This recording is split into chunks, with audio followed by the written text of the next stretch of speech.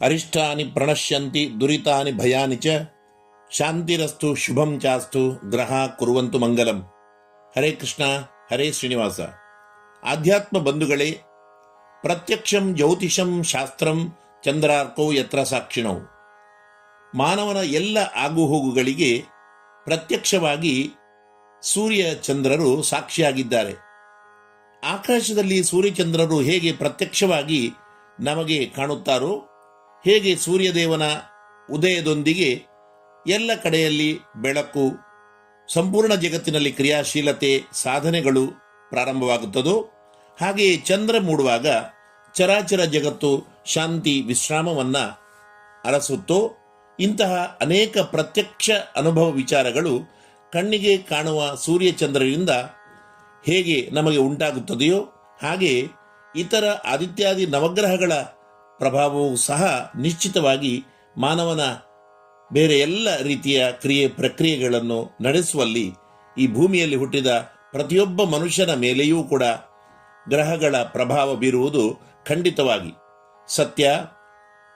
ಇದು ವೈಜ್ಞಾನಿಕವಾಗಿಯೂ ಶಾಸ್ತ್ರೀಯವಾಗಿಯೂ ಸತ್ಯ ಎಂದು ಸಾರುವ ಶಾಸ್ತ್ರ ಜ್ಯೋತಿಷ್ಯ ಶಾಸ್ತ್ರ. ಈ ಜ್ಯೋತಿಷ್ ಶಾಸ್ತ್ರದ ತಿಳುವಳಿಕೆ ಪ್ರತಿಯೊಬ್ಬರಿಗೆ ಅವಶ್ಯವಾಗಿದೆ.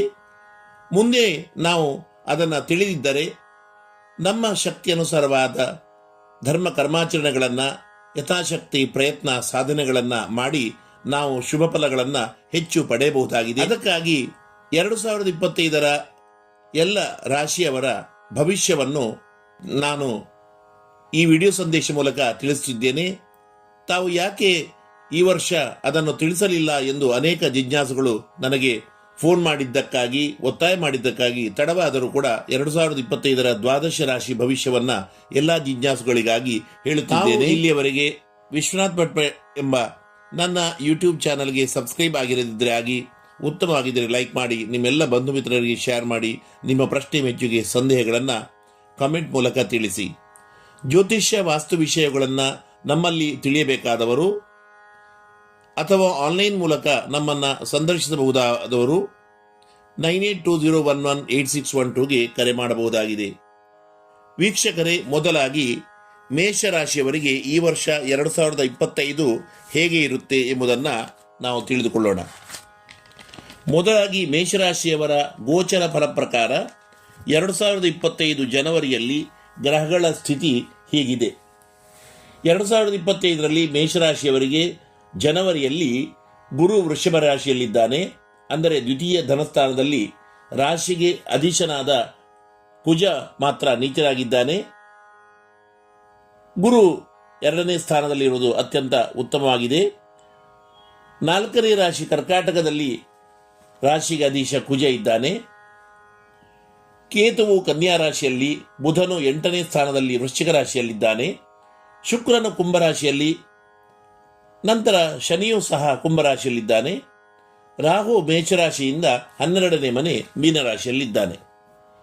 ರಾಶಿಗೆ ಒಡೆಯನಾದ ಕುಜ ಅಥವಾ ಮಂಗಳನೇ ನೀಚರಾಶಿಯಲ್ಲಿ ವರ್ಷದ ಮೊದಲು ಬಂದಿರುವುದರಿಂದ ಜನವರಿ ತಿಂಗಳು ಅಷ್ಟೊಂದು ಮೇಷರಾಶಿಯವರಿಗೆ ಶುಭಕರವಾಗಿಲ್ಲ. ಆದರೆ ಗುರುವು 2ನೇ ಮನೆಯಲ್ಲಿದ್ದು ಪ್ರಬಲನಾದ ಕಾರಣ ಉತ್ತಮ ದೇವತಾನುಗ್ರಹ ಇರುತ್ತದೆ. ಆರ್ಥಿಕ ವಿಷಯದಲ್ಲಿ ದೇವರ ಅನುಗ್ರಹದಿಂದ ಯಾವುದೇ ರೀತಿಯ ತೊಂದರೆ ಬರುವುದಿಲ್ಲ. 2025 ಮೇಷರಾಶಿಯವರಿಗೆ ವಿಶೇಷವಾದ ಒಂದು ವಿಷಯ ಏನೆಂದರೆ, ಶನಿಯು ವ್ಯಯರಾಶಿಗೆ ಮಾರ್ಚಿನಲ್ಲಿ ಪ್ರವೇಶ ಮಾಡುತ್ತಾನೆ.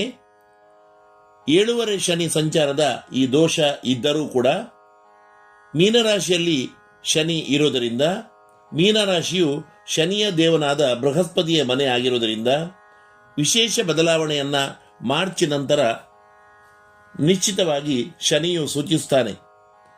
ಬದಲಾವಣೆಗೆ ನವಗ್ರಹಗಳಲ್ಲಿ ಮುಖ್ಯ ಕರ್ತನೆ ಒಂದರ್ಥದಲ್ಲಿ ಶನಿಯೇ ಆಗಿದ್ದಾನೆ.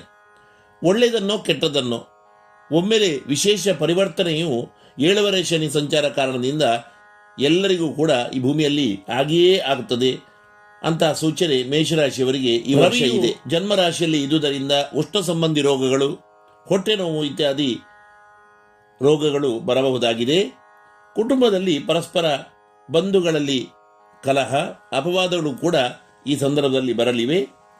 ರಾಹು 12ನೇ ಮನೆಯಲ್ಲಿ ಬಂದಿರುವುದರಿಂದ ಧರ್ಮ ಕಾರ್ಯಕ್ಕೆ ಹಣ ಖರ್ಚಾಗುವ ಯೋಗವಿದೆ. ದೂರ ರಾಜ್ಯಕ್ಕೆ ಪ್ರಯಾಣ ಮಾಡುವ ಯೋಗವೂ ಕೂಡ, ವ್ಯರ್ಥ ಧನವ್ಯಯವೂ ಕೂಡ ರಾಹುವಿನಿಂದ ಈ ಸಂದರ್ಭದಲ್ಲಿ ಸೂಚಿತವಾಗುತ್ತದೆ.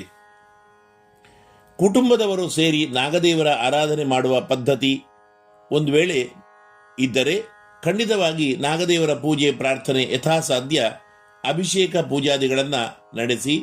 ಇದರಿಂದ ರಾಹುದೋಷವು ನಿವಾರಣೆಯಾಗಿ ವ್ಯರ್ಥ ಧನವ್ಯಯವು ಕಡಿಮೆಯಾಗುತ್ತದೆ. ಮುಖ್ಯವಾಗಿ ಮೇಷರಾಶಿಯವರು 7ನೇ ಶನಿ ದೋಷ ನಿವಾರಣೆಗಾಗಿ ಮಾರ್ಚ್ ನಂತರ ಶನಿದೇವನ ಜಪ ಆರಾಧನೆ ಪೂಜೆ ಮಾಡುವುದು ಅತ್ಯಂತ ಮುಖ್ಯ.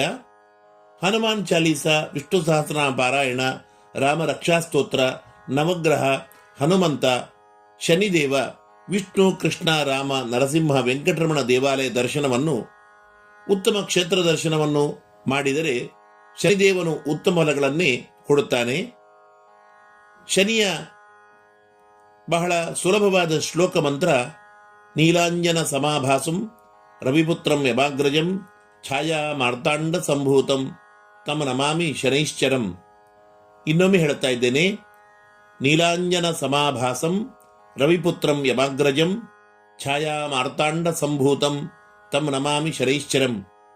ಈ ಮಂತ್ರವನ್ನು ಶನಿದೇವನ ಇಷ್ಟ ಸಂಖ್ಯೆಯಾದ 8 ಅಥವಾ 23 ಅಥವಾ ಎಲ್ಲ ದೇವತೆಗಳಿಗೆ ಇಷ್ಟವಾದ ಸಂಖ್ಯೆ 12 ಸಲ ಬೆಳಿಗ್ಗೆ ಮತ್ತು ಸಂಜೆ 6ರಿಂದ 8ರವರೆಗೆ ಈ ಸಂಧ್ಯಾಕಾಲದಲ್ಲಿ ಜಪಿಸಿದರೆ, ವಿಶೇಷವಾಗಿ ತೈಲ ಛಾಯಾ ದರ್ಶನ ಎಂಬುದಾಗಿ ಎಣ್ಣೆಯಲ್ಲಿ ಮುಖವನ್ನು ನೋಡಿ ಅದಕ್ಕೆ 8 ಕಾಯಿನನ್ನು ನಮ್ಮ ತಲೆಗೆ ನೇವಳಿಸಿ ಹಾಕಿ ಮುಖವನ್ನು ನೋಡಿ ದೇವರ ಕ್ಷೇತ್ರಕ್ಕೆ, ನವಗ್ರಹಗಳ ಕ್ಷೇತ್ರಕ್ಕೆ, ಶನಿ ಕ್ಷೇತ್ರಕ್ಕೆ ಕೊಟ್ಟರೆ ಬಹಳ ಉತ್ತಮವಾದ ಫಲವನ್ನು ನಮಗೆ ಶನಿದೇವನು ಕರುಣಿಸುತ್ತಾನೆ.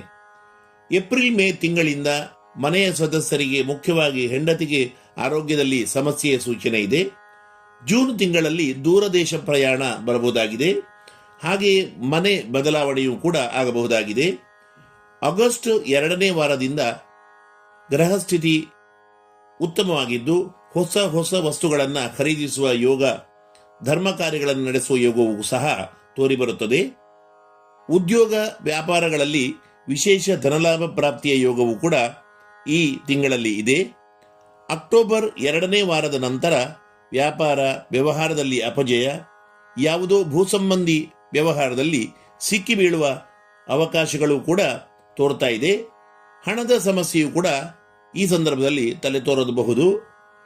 ನವೆಂಬರ್ ಡಿಸೆಂಬರ್ನಲ್ಲಿ ವಿಶೇಷ ಶ್ರೀದೇವಿ ದುರ್ಗೆಯ ಪ್ರಾರ್ಥನೆ ಪೂಜಾದಿಗಳನ್ನು ನಡೆಸಿ ಅತ್ಯಂತ ಶುಭ ಫಲಗಳು ಈ ತಿಂಗಳಲ್ಲಿ ಪ್ರಾಪ್ತಿಯಾಗಲಿವೆ. ವಿದ್ಯಾರ್ಥಿಗಳಿಗೆ ಡಿಸೆಂಬರ್ ತಿಂಗಳಲ್ಲಿ ತೊಂದರೆಯಾಗಬಹುದು. ವಿಶೇಷ ಅಧ್ಯಯನ ಪ್ರಯತ್ನಗಳನ್ನು ಮಾಡಿದರೆ ಆಲಸ್ಯ ಎಲ್ಲ ನಿವಾರಣೆಯಾಗಿ ಯಶಸ್ಸು ವಿದ್ಯಾರ್ಜನೆಯಲ್ಲಿ ಲಭಿಸುತ್ತದೆ. ಒಟ್ಟು ಮೇಷರಾಶಿಯವರಿಗೆ 2025 ಈ ವರ್ಷ ಉತ್ತಮ ಬದಲಾವಣೆಯ ವರ್ಷ ಆಗಿದೆ. ಈ ಬದಲಾವಣೆಯನ್ನು ಶುಭ ಫಲಕಾರಿಯನ್ನಾಗಿ ಮಾಡುವುದು ಶನಿದೇವರ ಪ್ರಾರ್ಥನೆ, ಆರಾಧನೆ, ರಾಹುವಿನ ಅಂದರೆ ನಾಗದೇವರ ಮತ್ತು ಸುಬ್ರಹ್ಮಣ್ಯ ಕ್ಷೇತ್ರ ದರ್ಶನ ಇತ್ಯಾದಿಗಳನ್ನು ಪೂಜೆ ಪ್ರಾರ್ಥನೆಗಳನ್ನು ಮಾಡ್ತಾ ಇದ್ದರೆ ಎಲ್ಲವೂ ಕೂಡ ಶುಭ ಫಲವಾಗಿ ಪರಿಣಾಮವಾಗಲು ಸಾಧ್ಯ ಇದೆ ಎಂದು ತಿಳಿಸ್ತಾ ಇದ್ದೇನೆ. ಸ್ವಾಸ್ಥ್ಯ ಸಂಬಂಧಿ, ದಾಂಪತ್ಯ, ವಿವಾಹ ಇತ್ಯಾದಿ ಎಲ್ಲ ಮಂಗಲ ಕಾರ್ಯಗಳು, ಉದ್ಯೋಗ ವ್ಯವಹಾರಗಳಲ್ಲಿ, ವ್ಯಾಪಾರಗಳಲ್ಲಿ ಕೂಡ ಲಾಭ, ಪರದೇಶ ಗಮನ ಇತ್ಯಾದಿಗಳು ಕೂಡ ವರ್ಷದ ಕೊನೆಯಲ್ಲಿ ಮೇಷರಾಶಿಯವರಿಗೆ ಪ್ರಾಪ್ತಿಯಾಗಲಿದೆ. ವೀಕ್ಷಕರೇ, ಇಲ್ಲಿ ತಿಳಿಸುತ್ತಿರುವ ಶುಭ ಫಲಗಳು ಗ್ರಹಗಳ ಗೋಚರ ಫಲಗಳಾಗಿದ್ದು, ಯಾರಿಗೆ ಹುಟ್ಟುವಾಗ ಇಂತಹ ನಕ್ಷತ್ರ ರಾಶಿ ಇದೆಯೋ, ಅಂದರೆ ಚಂದ್ರ ಯಾರಿಗೆ ರಾಶಿ ಯಾವ ರಾಶಿಯಲ್ಲಿ ಇದ್ದಾನೋ ಅಂಥವರಿಗೆ ಇದು ಭವಿಷ್ಯ ಫಲ ಆಗಿದೆ. ತಮ್ಮ ತಮ್ಮ ಜಾತಕವನ್ನು ಸರಿಯಾಗಿ ದಶಾಭುಕ್ತಿ ಗ್ರಹ ಪ್ರಭಾವಗಳನ್ನು ನೋಡಿಕೊಂಡು ಎರಡೂ ರೀತಿಯಿಂದ ವಿಮರ್ಶೆ ಮಾಡಿ ಫಲಗಳನ್ನು ನಿರ್ಧರಿಸಬೇಕು. ಮುಂದೆ ಎಲ್ಲ ವೃಷಭಾದಿ 12 ರಾಶಿಗಳ ಭವಿಷ್ಯವನ್ನು ತಮಗೆ ತಿಳಿಸಲಿದ್ದೇನೆ. ಅದನ್ನು ತಾವು ನಿರೀಕ್ಷಿಸಿ ಎನ್ನುತ್ತಾ ನಾನು ವಿರಮಿಸುತ್ತೇನೆ. ಜೀವೇಮ ಶರದಶತಂ.